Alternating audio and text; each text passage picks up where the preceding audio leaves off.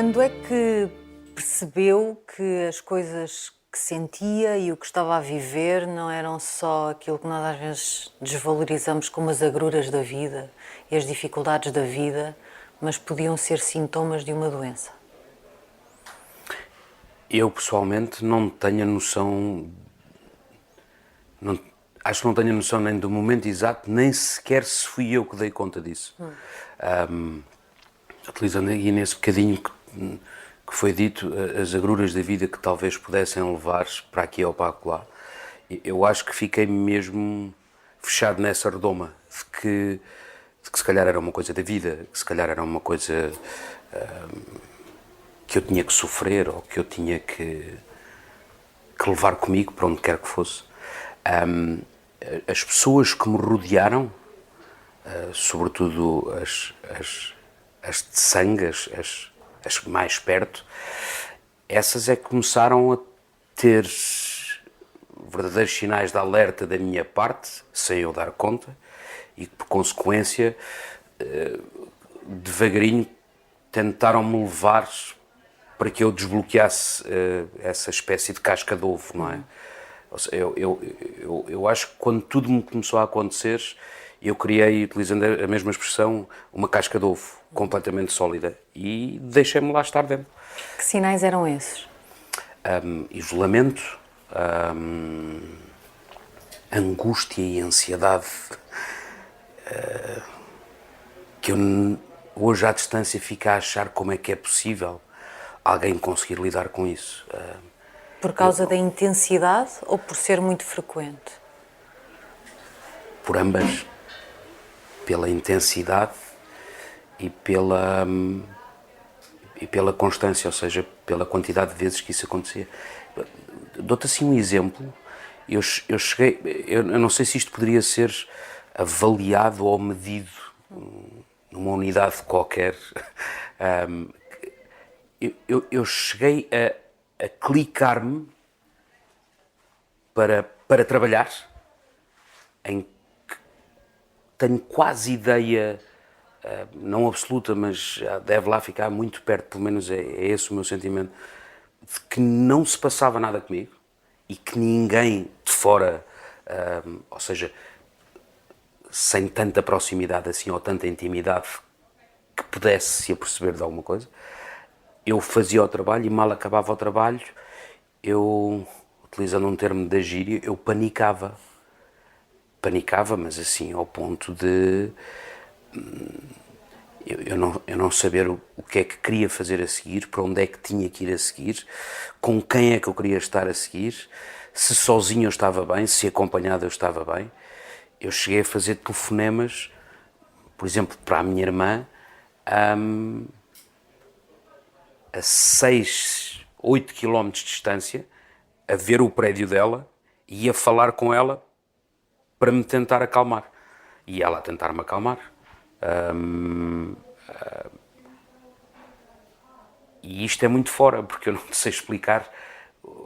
Ainda hoje não percebo como é que a nossa mente, porque isto tem a ver com mente, não tem a ver com mais nada. É lógico que depois traz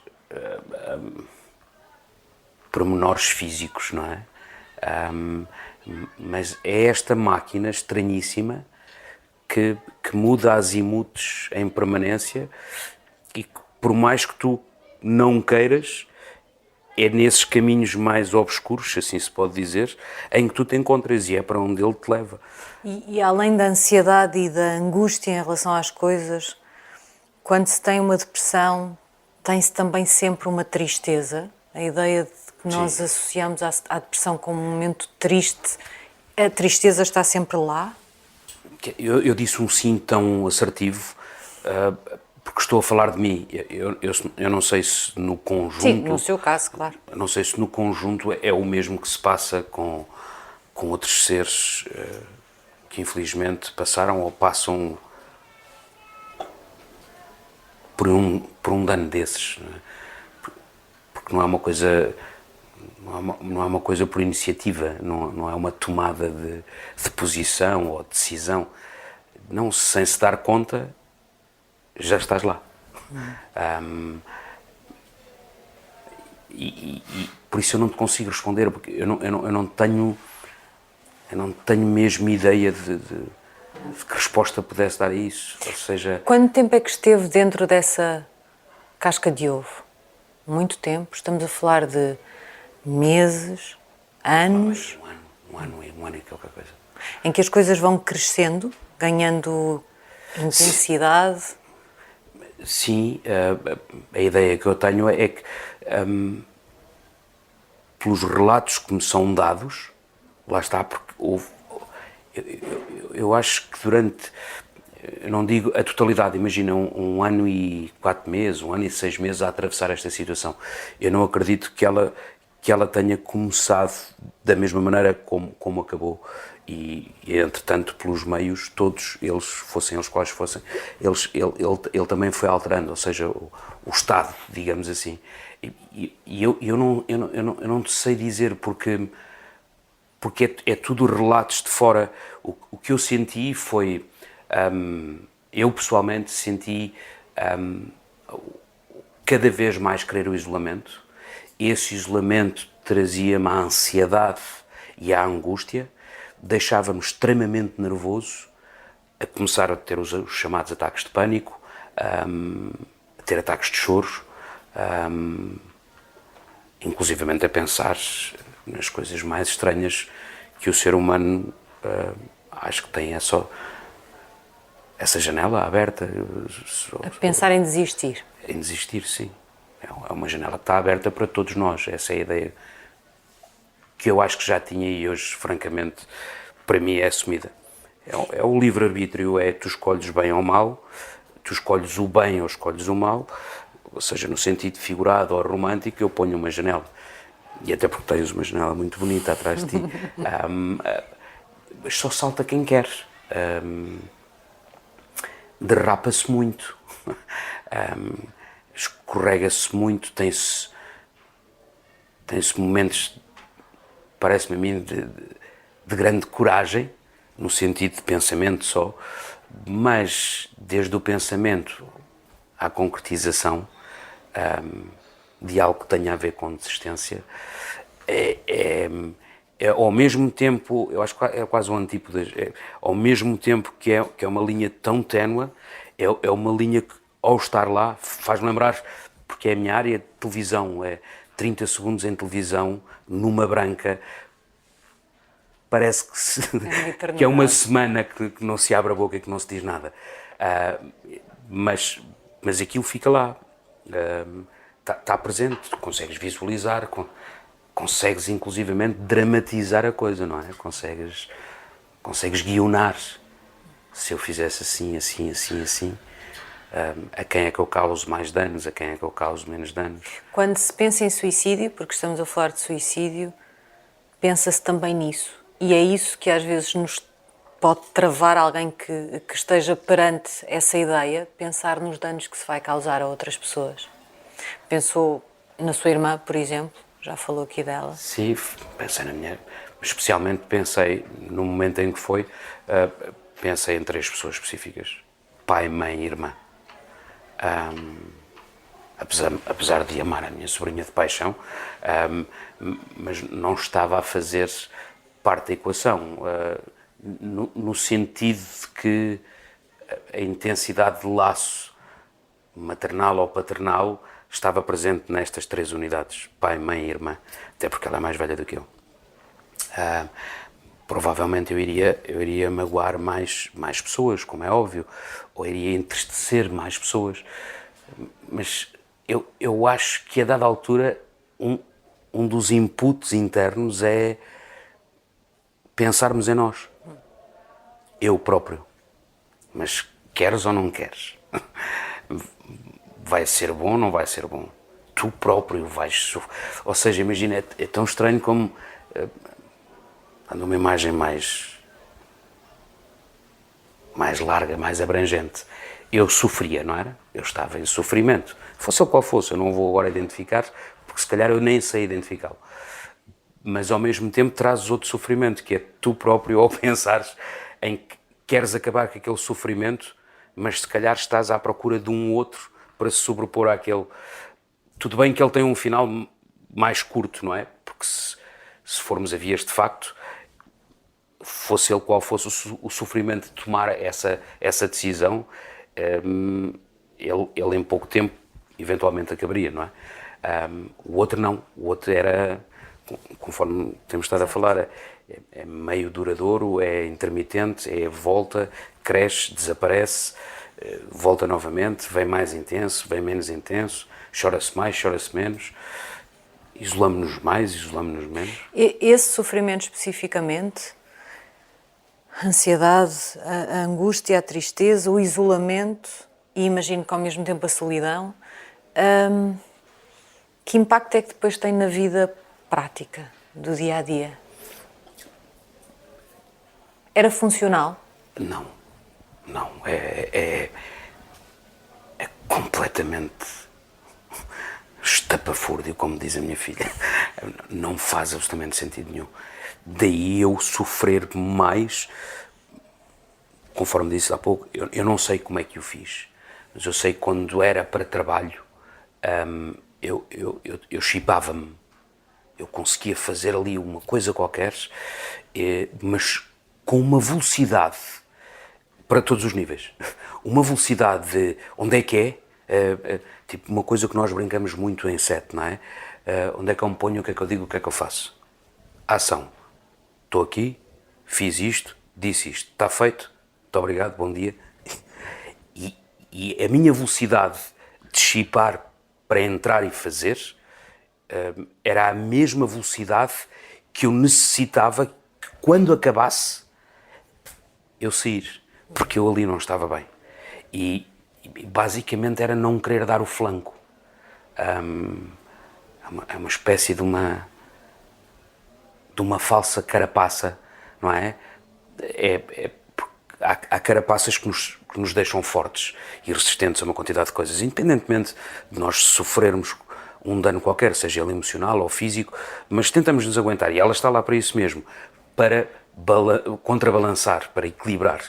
Aqui não, aqui era completamente falsa, porque mal tu me dissesses, então pronto, Vítor, está feito, adeus. Eu antes de sair ela já tinha caído, eu já saía sem ela, eu não a levava comigo.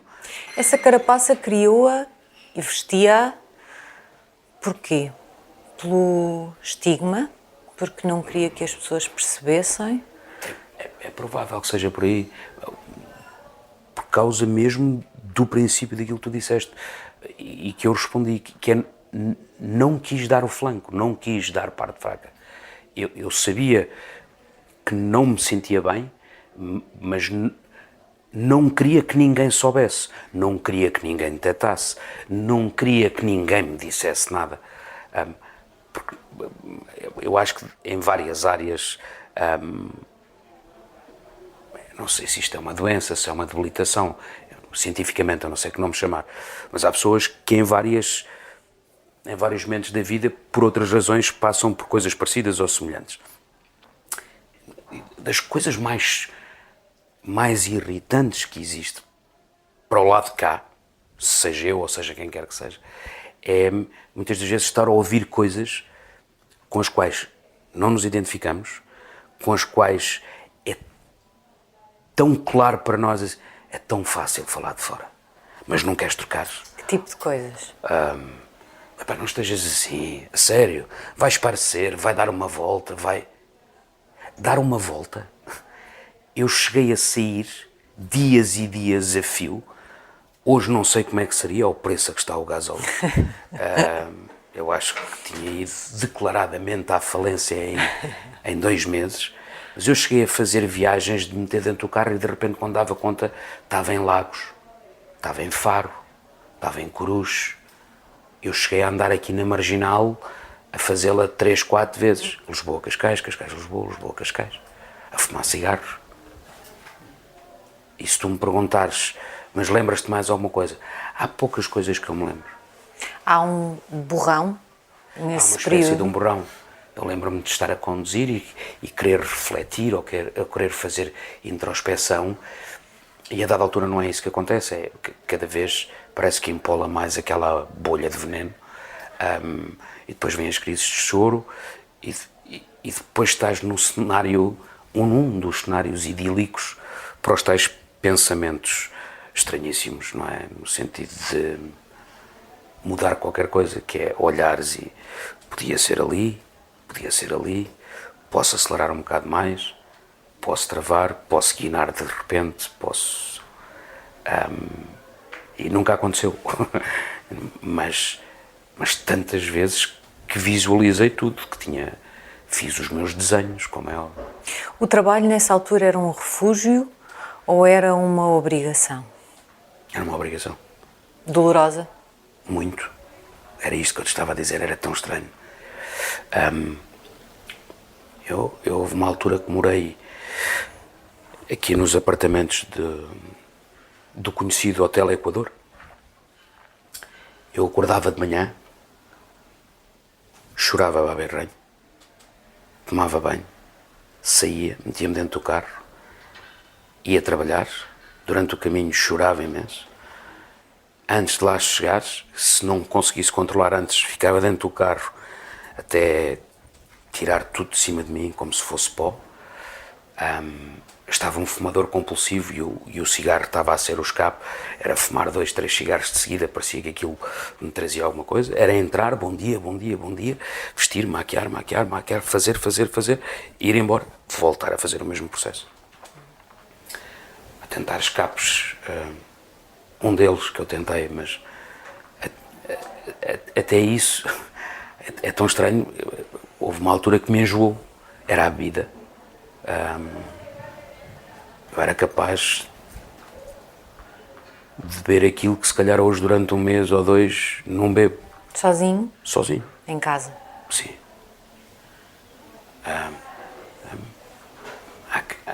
Não é, há quem diga, é uma verdade, serve para quê? Na verdade não serve para nada. É dispendioso. Adormecia-o durante um bocadinho, adormecer no sentido de adormecer essa dor. E às vezes literalmente, que também ajuda. Ora, lá está. E nesses momentos eram os momentos de libertação. Que o que é que aconteceu? Nada, ele estava a dormir. Isto porque não tinha nada comigo, ou seja, eu não tinha acompanhamento, eu não estava com um médico, eu não estava medicado, eu não tinha consultas de psicologia, não tinha... E havia alguém com quem falasse? Não, porque eu fugia. Toda a gente que quisesse falar comigo era por telefone. Então, está tudo bem? Está. Vestia-se a tal...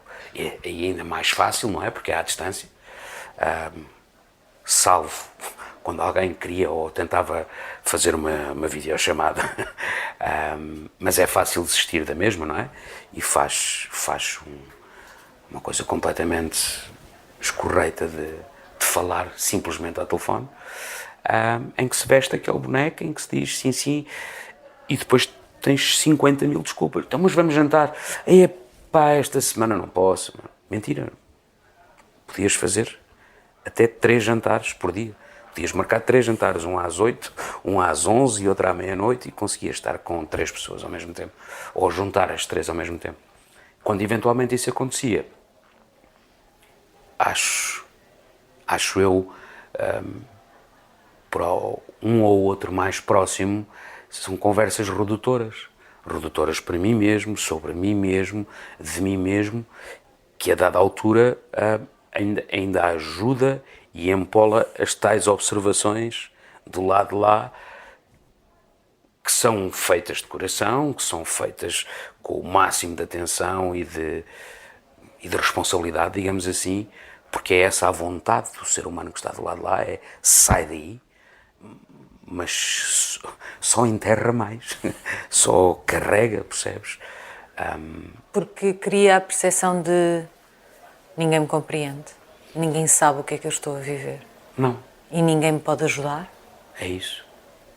E mais, se calhar aí ainda ponho outra coisa que é, eu lembro-me, noutro sentido, eu acho que fiquei com isso um bocadinho, quando alguém às vezes debita muito texto no sentido de querer orientar ou querer dar uma dica, Está bem, então, mas diz-me como é que se faz. É um segredo. E Então ainda melhor, diz-me. nos meus sapatos. Não é? Faz para mim. Se é assim tão fácil, sei lá, é estalar os dedos, então estala lá os dedos. Ah, olha que bom, estou bem. Não é verdade. E acho que não é verdade, não é só para mim, acho que não é para ninguém. Porque não existe essa magia do lado de lá em nenhum outro ser humano. Percebes? De clicar os dedos e pronto, estás curada, estás bem, podes seguir. Lembras-te de alguma coisa? Não, não é o que acontece. Em pessoas, aliás, em pessoas, no meu caso, em pessoas em quem depositas mais de confiança, que gostas mais, que mais intensidade emocional e sentimental tem mais tens, espera. exatamente, ainda se torna pior. Porque a dada altura ficas a pensar, então mas eras tu mesmo, tu é que tens que me resolver isto. Porque eu já percebi que não sei o que é, não sei porquê, não sei como é que se faz, não nada, é um não. É os nãos e os ses, eu acho. Fica-se muito nisso. E se, que é mentira, que nunca traz resposta nenhuma. E o não, que é o tal chavão, que é o princípio da negação, não é? A negação não é só porque se diz não, é o princípio para mim, eu vejo assim. Depois a partir daí é que é um não declarado, é um não em permanência. Muito por causa de alguns papéis que desempenhou, sobretudo na televisão, o público tem uma imagem de si de alguém muito bem disposto, muito simpático. Isso torna tudo pior. Completamente. Se não, atravessando uma fase destas, que não deseja nenhum ser humano, aliás, nada de mal eu desejo a quem quer que seja,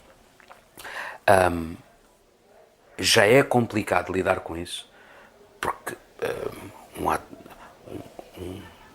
como se diz agora, uma figura pública ou alguém que aparece em permanência no quadradinho, é um ser humano. Ponto. Tem sangue igual, tem os órgãos iguais, sente quase tudo à semelhança, depois cada um tem o seu estereotipo, digamos assim. Dói igual. Já é complicado por causa disso mesmo, porque há dias bons, há dias maus, há dias mais estressantes, há dias em que estamos muito felizes, há dias em que estamos um bocadinho mais tristes, há dias em que fomos magoados, há dias em que magoámos. E isto tudo leva a uma quantidade de pensamentos de resolução, mas estamos no nosso perfeito cenário de máquina de calcular científica, não é? Resolvemos tudo. São equações, nós resolvemos tudo. Aqui não, aqui existe, entre aspas, uma debilitação. É, ok, isto está a acontecer, então e agora? Não sei. E quando tu começas a fechar cada vez mais complicado se torna, porque cada vez vês menos a luz ao fundo do túnel, ou a máquina de calcular científica, ou o que quer que seja, ou a cábula para resolver a situação.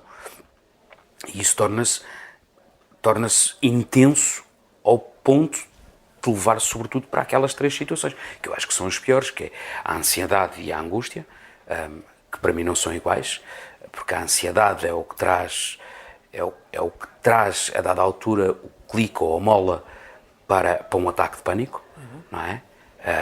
Porque é um palpitar, é uma coisa que não se controla, a dada altura não se controla mesmo. A angústia é mais na linha da tristeza, não é? É o semblante que fica para baixo, é o não esboçar sorriso e ter vontade sequer de sorrir.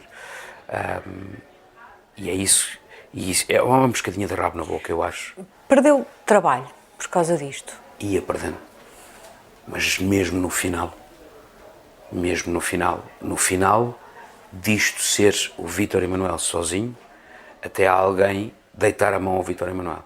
Porquê que ia perdendo? Porque não conseguia estar funcional? Porque não conseguia corresponder? Exatamente. porque eu 2 dias antes de ir concretizar esse trabalho, que já estava fechado e que eu tinha sido contratado, eu tenho o apagão. 2 dias antes. O que é o apagão? Eu tinha um amigo ao meu lado, que ainda hoje, se falarem disso ao pé dele, a lágrima cai-lhe. Ele achou que eu estava morto. Ele diz que me viu azul. E eu apaguei-me. Eu tive um shutdown. Mas foi um desmaio? Foi um desmaio como eu nunca tive na vida. Eu lembro de me sentir mal, dizer-lhe a ele que me estava a sentir mal, e a partir daí lembro-me que comecei a vomitar, e depois a dada altura eu próprio despejei-me tudo quanto era líquidos e sólidos que eu tivesse, por todo o sítio onde pode sair, foi para onde saiu. E isso era uma demonstração física daquilo que mentalmente estava a viver em termos de saúde mental? Foi o que me disseram. A Tânia Ferreira, que foi a médica que me apanhou, que ela me disse que nós somos uma máquina tão especial, tão exemplar, que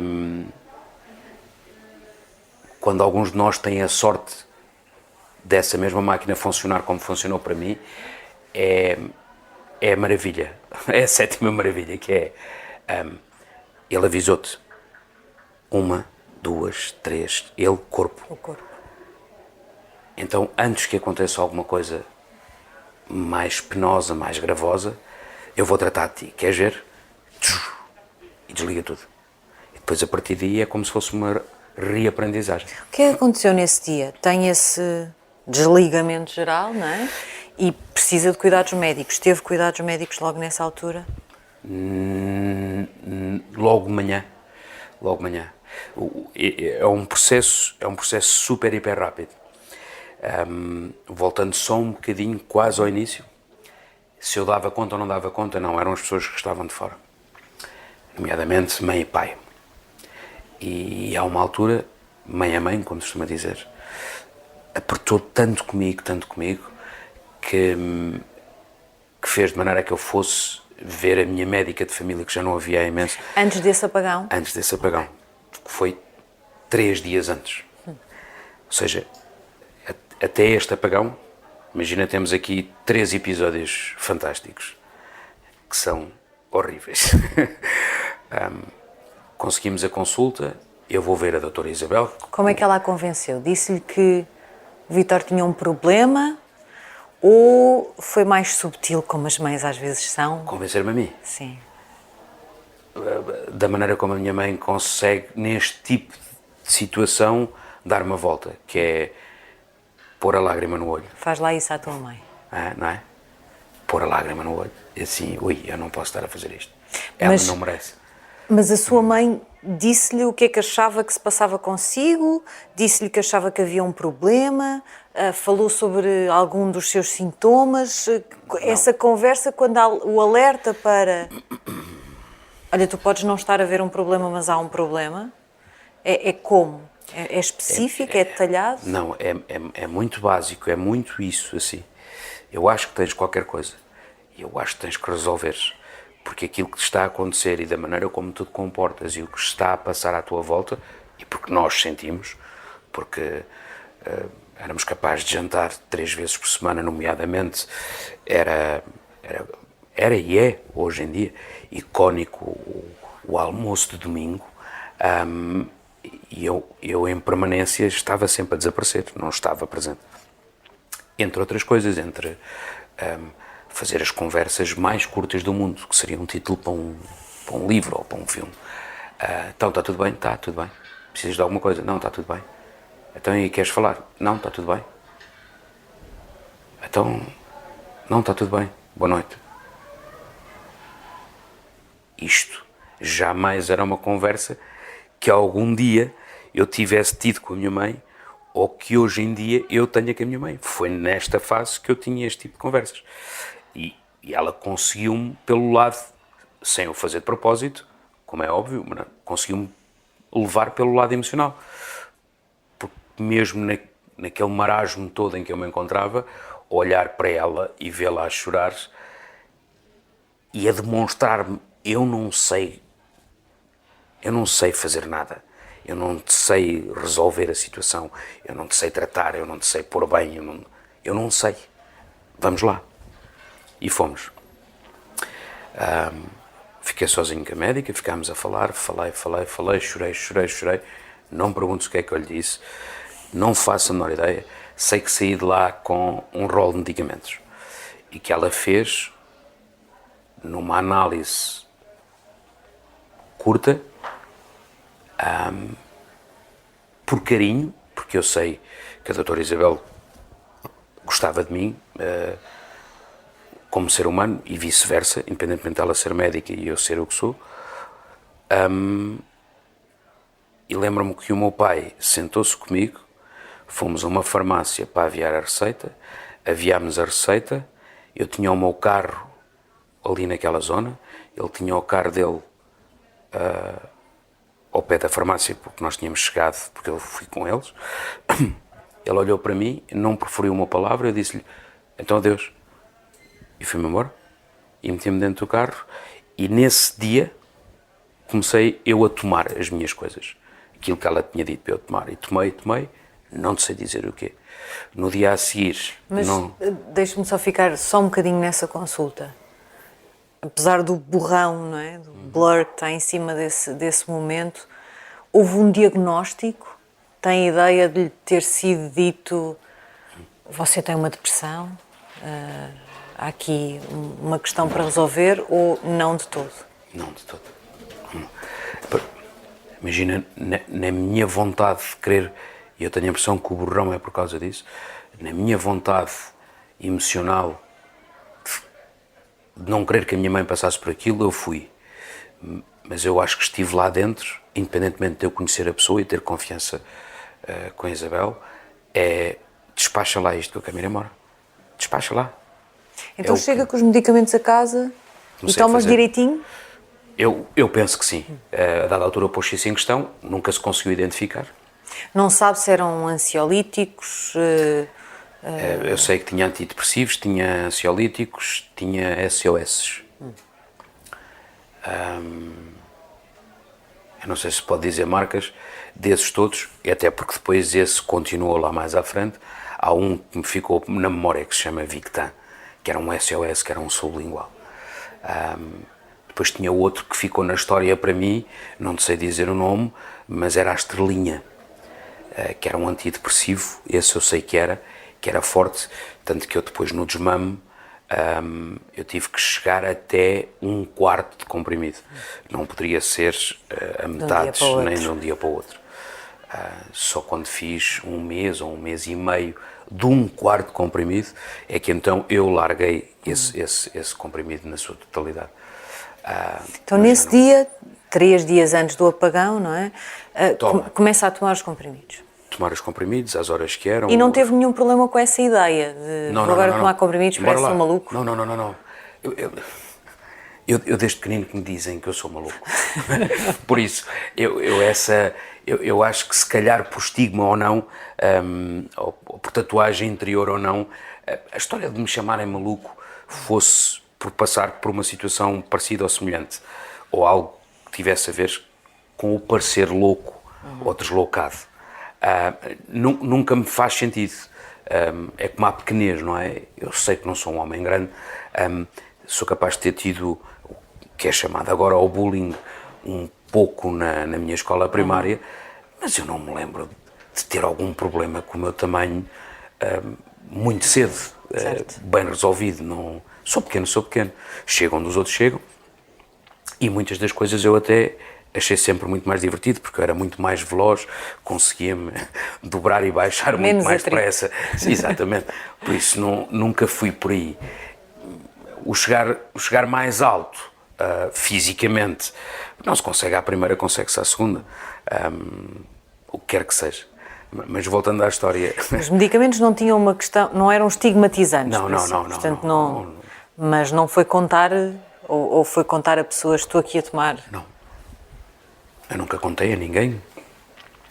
Só depois, no episódio do 3º dia, é que as pessoas mais perto ficaram a saber e sabiam que eu teria que fazer aquele processo. Foi um processo de 8 meses ou 9 meses. Eu acho que não chegou um ano. E ainda se tentou perceber, quando há o apagão, se os medicamentos podiam ter tido alguma influência, se o podia estar a tomar mal? Essa foi a questão. Que nunca ficou, como eu estava a tentar, ia dizer ainda há pouco, não se chegou a essa conclusão. Devido também ao apagão que me fez um clean de uma quantidade de coisas. Porque a essa primeira toma, mal eu chego, eu sei que depois à noite, isto foi durante o dia, à noite eu teria que fazer uma toma qualquer também, e isso eu fiz. De manhã fiz novamente a toma, depois fiz a toma à tarde, isto no segundo dia, faço a toma à noite, e quando faço a toma à noite, é nessa altura que estou a sair. Eu ia para um evento para Lisboa, para Santos. Não interessa agora entrar em pormenores. E vou com esse meu amigo, e vamos bem, parámos aqui nas bombas da A5, jantámos uma coisa rápida chamada McDonald's, bebemos Coca-Cola, chegámos ao sítio, estacionámos, fumámos um cigarro. Eu tenho a sensação que eu aí estava a querer ficar mais solto, ou estava meio dopado, digamos assim. Sei que ainda fizemos ali umas brincadeiras e a dada altura avançámos para ir para o espaço e eu faço assim nos bolsos: ops, carteira, abre-me aí o carro. E ele abre-me o carro, eu fui à porta do pendura, dobrei-me, tirei a minha carteira, eu gosto de carteiras pequenininhas, por isso meti no bolso, fechei a porta, estou a começar a querer sair do pé do carro e encosto-me ao carro e digo assim: eu não me estou a sentir bem. Estás-te a sentir bem, mas magoaste, entalaste, uma coisa. Não, espera, não estou a sentir bem. E foi uma espécie de um elástico de efeito consequência, se assim se pode dizer. Eu sei que comecei a ficar muito nauseado, muito mal disposto. Da altura tentei encontrar um sítio porque percebi que era isso mesmo que ia acontecer. Segundo ele me diz, eu vomitei 4 ou 5 vezes, onde a dada altura eu já tinha inputs, estava de joelhos ou de cócoras, tinha inputs que parecia que tinha molas, porque já não saía nada, era tipo a bilis, aquelas coisinhas estranhíssimas e amargas, e a dada altura o meu organismo começou a ficar cada vez pior, e eu a dada altura... Desmaiou, apagou. Apaguei-me. E depois lembro-me de o ter ao pé de mim. Estava uma amiga nossa que estava como apresentadora desse evento, que ele agarrou no meu telemóvel e ainda lhe ligou, porque ele sabia que ela estava lá dentro, para ver se ela conseguia também fazer alguma coisa. Tenho os dois ao pé de mim a falar comigo. Ela não podia mais porque tinha compromissos. Eu disse-lhe: não há problema nenhum. Ele ficou a olhar para mim: mas como é que é? Eu não me conseguia mexer. A dada altura começou a chegar mais gente e eu estava mais ou menos visível. Ele chama-me a atenção e ajudou-me tipo a arrastar. Fiquei quase como deitado atrás do carro. Ficámos ali: mas queres que eu chame uma ambulância? Queres que eu chame uma ambulância? Pá, não quero. Mas queria entrar para dentro do carro, não conseguia. Foi ali uma azáfama até que eu consegui entrar dentro do carro e fiquei nos bancos de trás, deitado. Ele disse: não, eu vou chamar a ambulância. E a dada altura eu estava ali numa intermitência qualquer, eu não sei se era pequenos desmaios, o que quer que seja. Sei que passado muito tempo ele diz que eu tinha insistido variedíssimas vezes: leva-me para casa, e chegou uma ambulância. Isto era uma sexta-feira à noite, ou um sábado. Se este tipo de entrevistas serve para alguma coisa, em questões de passar ou não passar, este apontamento também gostava que servisse para alguma coisa.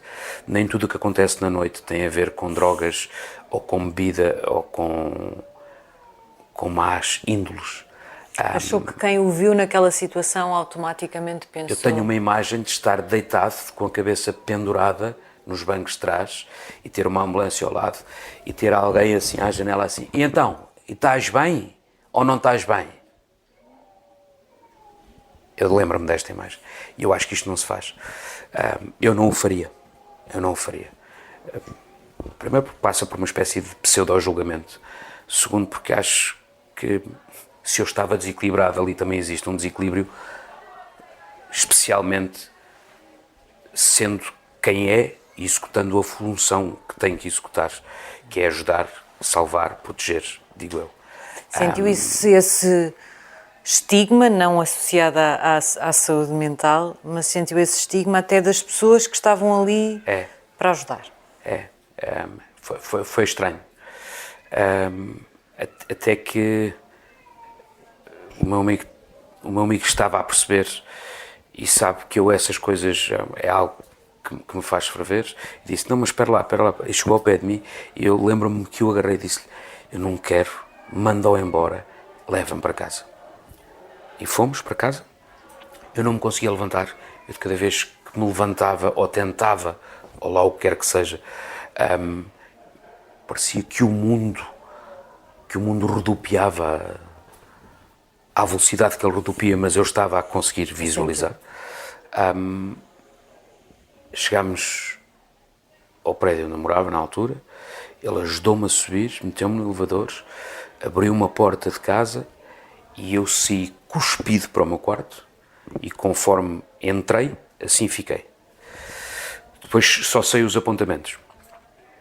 Os apontamentos foram, ele ficou na minha casa até às 4, 5 da manhã, onde eu não preferi palavra nenhuma, onde ele só ia confirmar se eu estava a respirar ou não. A essa altura, porque é amigo da família, ligou para a minha irmã e disse, o teu irmão não está bem, aconteceu aqui qualquer coisa, eu já não sei o que é que é de fazer, mas eu também tenho que ir para casa, eu daqui a bocado tenho que ir trabalhar, eu preciso de ajuda. A minha irmã saiu de casa dela, veio para o pé de mim, tinha um horário um bocadinho mais longo, e os meus pais tiveram que ficar a saber também do que se estava a passar, porque a dada altura a minha irmã teve que ligar para os meus pais e disse, vocês têm que vir para a casa do mano e têm que ficar com ele, porque eu também tenho que ir trabalhar e passa-se aqui alguma coisa. Quando eles chegaram, eu continuava com a imagem que é uma imagem romântica, é como se a minha cabeça fosse um saco de plástico com água e tinha um peixinho lá dentro. Por isso qualquer movimento que tu faças, tudo mexe. Por isso, deitado era onde eu estava e era assim que eu tinha que estar. E nesse momento, ou seja, estamos a entrar a caminho do terceiro dia, eu não me lembrava que depois tinha que ir trabalhar, que tinha esse projeto que já estava. Os meus pais ficam comigo, tentam-me dar comida cada vez que eu comia, vomitava.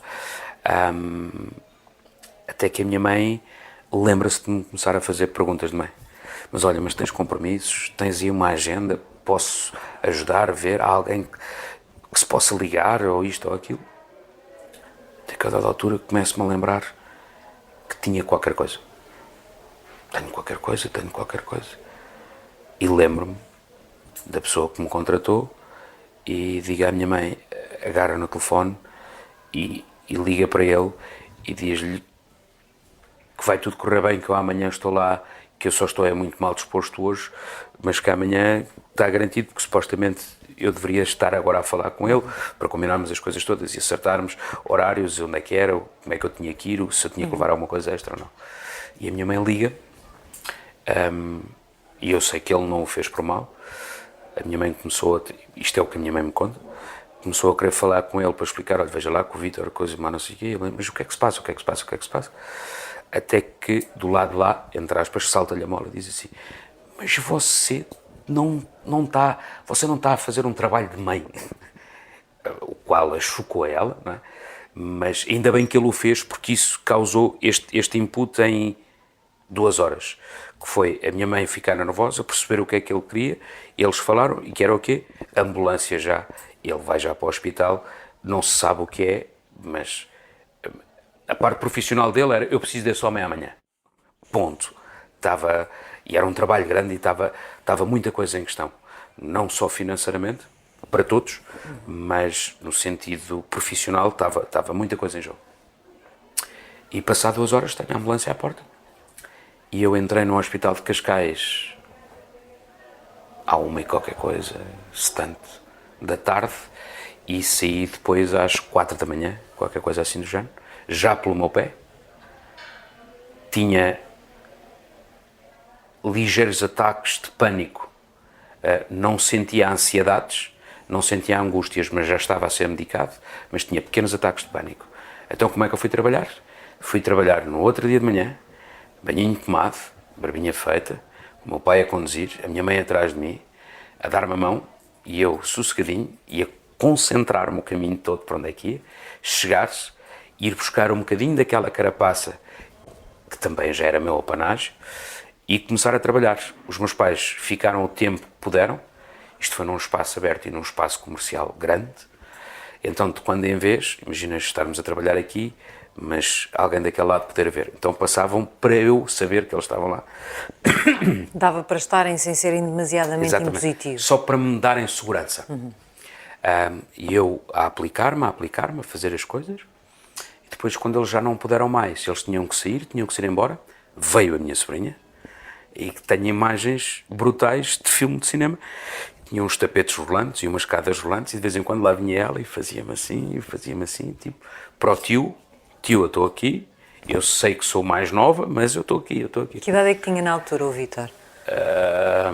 Isto foi há 11 anos atrás, por isso tinha 40, 39, 40, por aí, porque eu estou com 50. Não se nota nada. Ai, obrigado. Não, foi alguns por aí. Teve que ser 11, sim. Esse período absolutamente, esse momento absolutamente extremo foi o início da sua cura?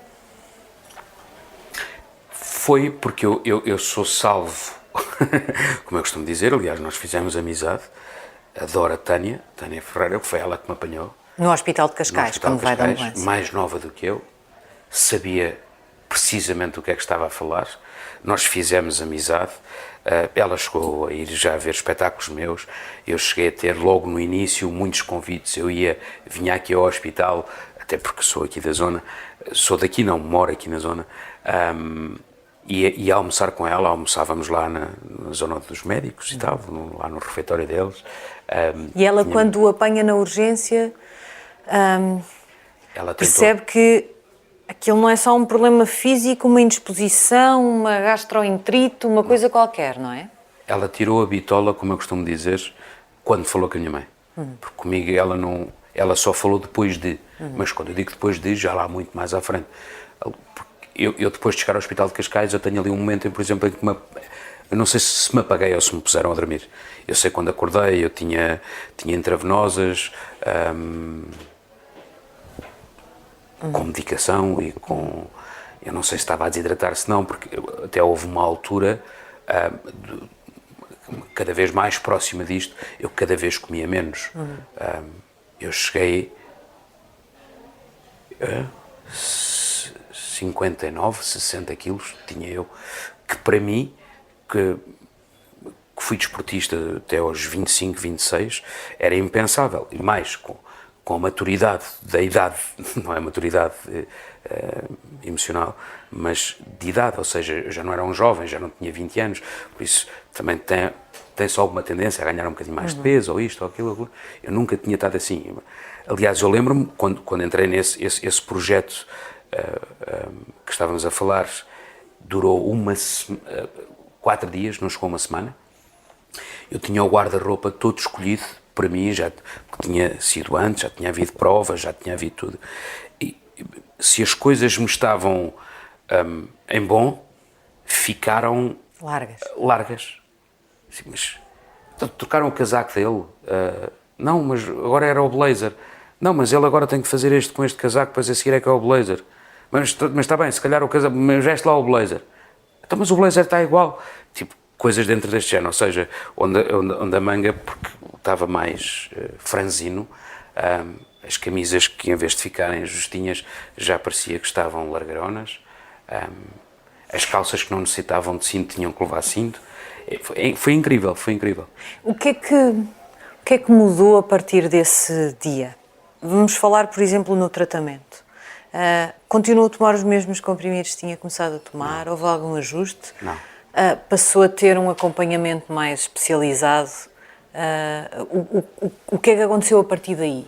O que aconteceu a partir daí foi a felicidade desta Tânia, que deu direito à amizade e que a dada altura quase que houve uma terapia psicológica em relação à coisa, porque de quando em vez nós falávamos ao telefone, encontrávamos-nos, eu cheguei a vir aqui ao hospital, como estava a dizer, a medicação pontualmente poderia ter sido ou não acertada, não consigo especificar agora porque não me recordo, mas a coisa começou a funcionar muito bem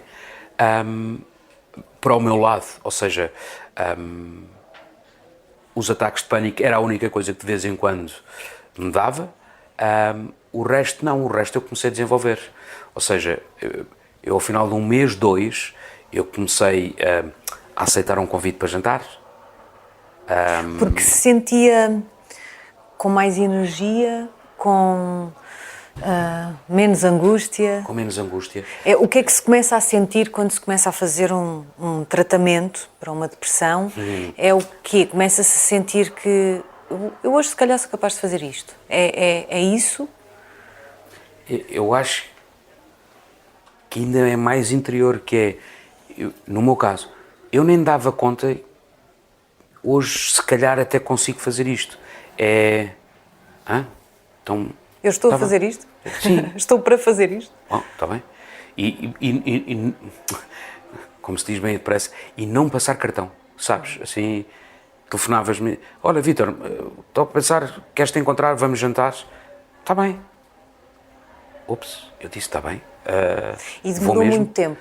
Tem noção disso? Eu sei que já passou muito tempo, mas tem noção do tempo? Um mês e qualquer coisa, até este tipo de coisas, eu começar a degustá-las, sem saber que eu estava a degustar. Oi, está a acontecer qualquer coisa. E depois, a dada altura, passou a ser uma normalidade, não é? Mas não podia faltar a medicação. Houve pontualmente aquele dia em que nós não fazemos no horário certo ou que havia o esquecimento, e aí eu sentia uma espécie de um travão de mão, sabes? Literalmente, oi, aqui um peão, porquê? E nunca fez de propósito? Não. Às vezes há a tendência de... Não, porque eu já estou bem, se calhar não preciso tomar isto. Nunca lhe aconteceu? Não, porque antes de eu chegar a uma fase dessas, tive estes quiproquós. Que o avisaram? Que me avisaram, pá, não podes, tu já viste.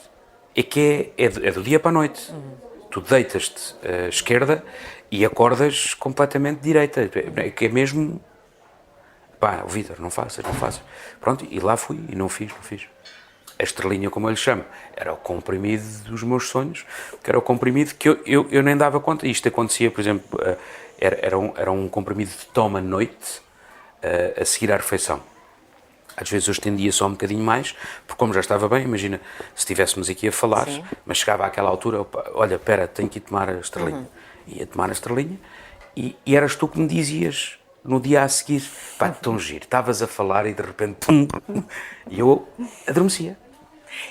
E nesse tratamento bastaram os medicamentos ou fez terapia mesmo, ou bastava-lhe a terapia que ia fazendo com a médica com quem acabou por fazer? Para mim me bastou isso. Mas sentia que às vezes as conversas eram terapia? Sim, eu percebia, até porque havia sempre um momento em, então e agora diz-me lá, então e estás-te a sentir bem? Como é que está a tua cabeça? Pensas para ali, pensas para acolá? Em relação àquilo que estás a tomar, sentes que, lá mais à frente, sentes que se calhar agora eram 2, se calhar só 1, este aqui passamos para metade, se calhar este já não está cá a fazer nada, queres experimentar aqui uma semaninha para ver se a coisa funciona ou não funciona. Olha, como é que estás com o Victan? Não, o Victan está no bolso. Eram os ataques de pânico. Os ataques de pânico eram terríveis. Era aquele que tomava em SOS, não é? Os ataques de pânico eram terríveis. E quando chega o momento de deixar todos os medicamentos, dá medo? A mim não me deu, porque estava na fase da minha vida de mais uma uma mudança de mais um extra, de mais um inserimento no meu hardware, que é a mãe dos meus filhos. E pouco antes de eu acabar com a medicação, houve um bater de pestana, porque eu já ia a jantares. Porque eu já ia a jantares. Tão engraçado.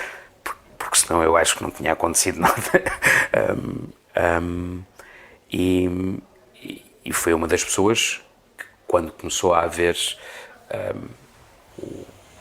o interesse mútuo de que se calhar iria existir uma relação, teve que haver partilha de coisas, não é? Olha, Eu estou a passar por isto. eu venho daqui, tipo gás, eu venho daqui e vou para ali, mas vou para lá. Isto já era eu fazer brincadeira. Eu tenho muito esta mania às vezes para fugir às coisas. A vida levou ao buraco onde esteve, mas também foi essencial quando voltou a acontecer a vida para sair desse buraco. Conjugou-se tudo nessa altura. É uma maneira de ver, e é uma maneira muito bonita, e se calhar a mais prática e a mais valiosa, ou a que mais validade tem, ir por aí. Mas porque fez o seu próprio trabalho? Eu acho que numa determinada altura, sim, eu fiz o meu trabalho. E o meu trabalho foi o quê? Foi no shutdown e no apagão. Eu quando me reergui, eu aceitei, comecei por aceitar tudo aquilo que me era dito, nomeadamente pela Tânia, não é? Quando a Tânia chegou ao pé da minha cama, a um determinado momento, para me tirarem as intravenosas e para fazer uma pequena conversa comigo, que não sei dizer o que foi, mas sei que foi uma pequena conversa, e que antes de me dar alta, ou seja, lá mais à frente, imagina se calhar isto meia-noite, uma coisa qualquer assim do género, depois às 4 ou às 5 da manhã, porque a dada altura os meus pais tinham avisado, nomeadamente a minha, ele tem que ir trabalhar, ele tem, quase como se fosse uma cortisona da vida, ou um ópio da vida, dele é qualquer coisa, ele depois pode cá voltar, mas de repente a ideia era safar isto. E é verdade que no meu meio nós às vezes fazemos estas loucuras, tanto a nível físico como a nível vocal, embora lá resolver isto aqui... Como uma infiltração nos futebolistas, não é? Uma infiltração rápida. The show must go on, embora lá, mas depois às vezes os dividendos não são bons a colher. Mas nós fazemos isso, e a dada altura, tenho a impressão que este era o cabeçalho de menu, dê lá e uma bomboca, ponham lá assim, e ele vai, e depois ele volta cá e depois a gente trata disto. Mas não, a coisa correu bem, e ela, quando me deu alta, disse: isto que eu te vou passar é uma prescrição, tem que ser feita como deve ser, tu não podes levar isto a brincar, isto não é brincadeira. Tu tiveste este aqui, é quando entra a tal explicação que eu dei há bocado, tu tiveste uma felicidade fantástica e maravilhosa, no bom sentido e para o lado bom, que foi, ele avisou-te, ele foi teu amigo, foi devagarinho, devagarinho, devagarinho.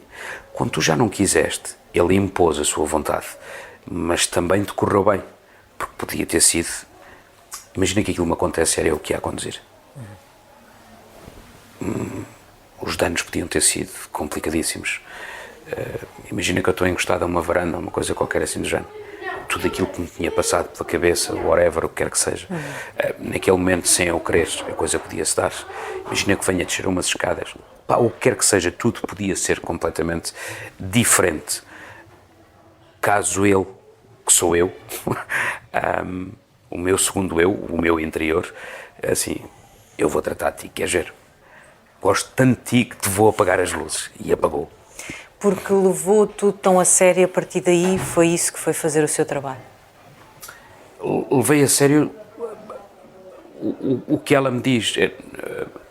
Toma a medicação, vamos falando. Depois, se quiseres mais coisas extras no sentido de acompanhamento, imagina, umas consultas com terapia, psicologia ou psicoterapia, ou o que quer que seja, ou até meditação. Só que depois, a dada altura, eu pensei assim, não era o seu caminho. Não era o meu caminho, isto está a funcionar. Quando entramos naquela parte que é engraçada, quando estávamos a falar, que é, olha lá, e destes não queres tirar um? Hã? Queres experimentar só esta semaninha? Só para veres como é. E depois isso a dada altura é uma alegria, porque é quase aquela imagem que tivemos ainda há bocado. Tu ligavas-me, sim, está bem, que horas? Quando desligávamos, eu disse que sim à Sara. Oi. Porque supostamente, imagina, no último ano e meio, ou 1 ano e 4 meses, se calhar fizeste-me 4 convites. Sempre com não. Não. Eu próprio sabia que tinha negado, não é? Sim, olha, deixa ir. E agora? Vive tranquilamente ou aprendeu que convém sempre manter um olho por cima do ombro? Não vá alguma coisa destas voltar a acontecer?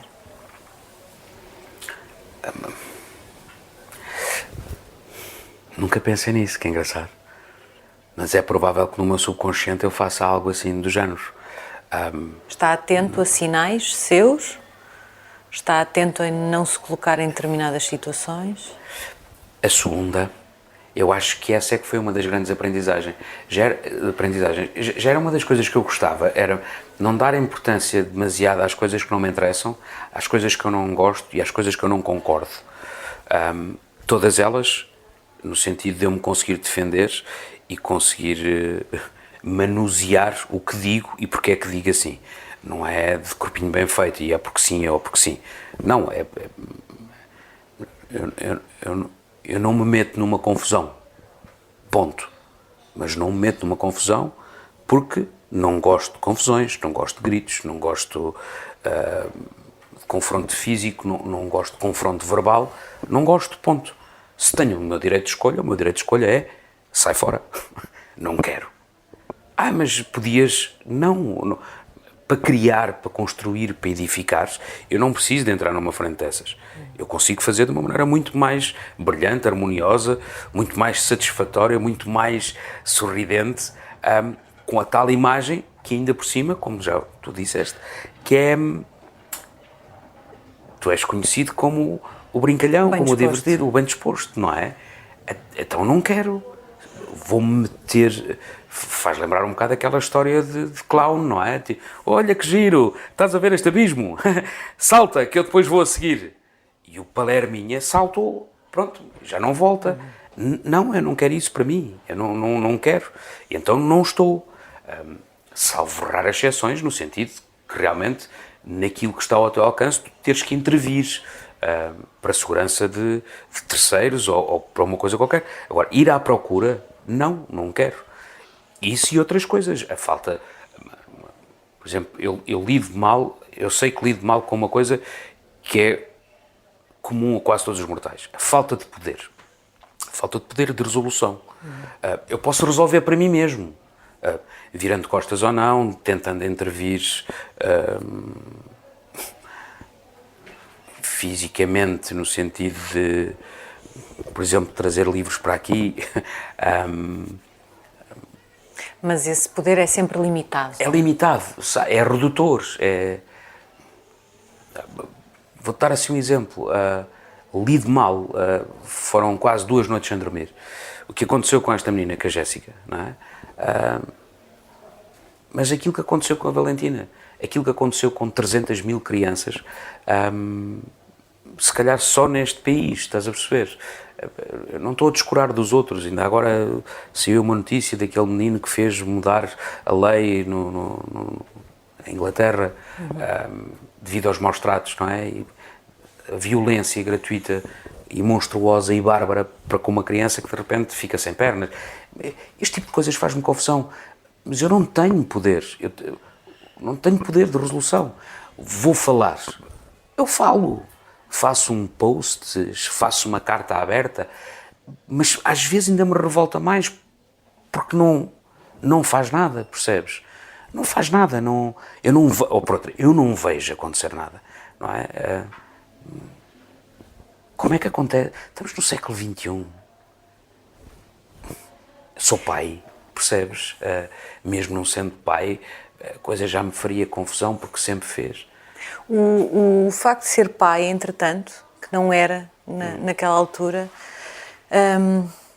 também lhe deu uma espécie de nova razão para não se permitir voltar a passar por aquilo. Aí potenciou. Foi tipo assim o milagre dos milagres. Mas isso eu vi, mal a minha nona nasceu, eu tenho a impressão que ao final de uma semana eu olhei para mim mesmo no espelho, como se costuma dizer assim, tu não és o mesmo.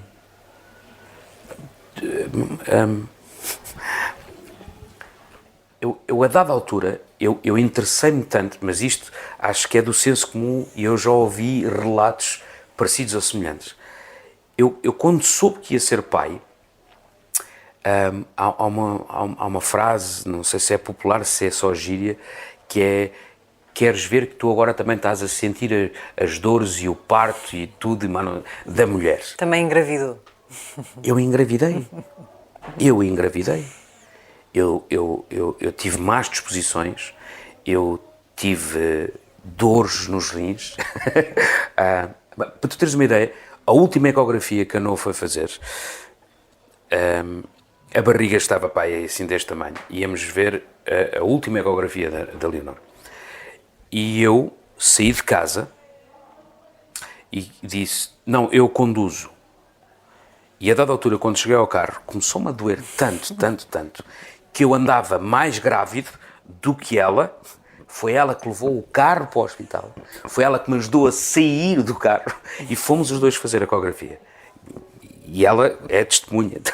Aliás, a médica, quando viu assim, o que é que se passa? Não sei, ela a gozar comigo. Não sei, doutora, se calhar também deve ser agora, deve estar a última semana, deve ser mais dia, menos dia. A paternidade é então uma coisa que o muda e que o deixará mais atento para isto não acontecer de novo. Não posso. Há quem acho que não concorde muito com aquilo que eu vou dizer agora, mas para mim faz parte de tudo aquilo que essas pessoas eventualmente possam dizer, faz parte também esta parte que eu vou dizer agora, que é, eu tenho um dever para com aqueles dois seres. Eu tenho o dever de os guardar, de os salvaguardar, de os fazer crescer, de os levar até onde eu puder e até quando eu puder. E isso obriga-o a cuidar de si. Porque senão acontecem coisas tão terríveis como aquela que eu falei ainda há pouco, e dentro desse espectro acontecem mais uma quantidade de derivados. E se eu os quis, é para isto. Por isso eu tenho esse dever para com eles. Muito obrigada. Nada.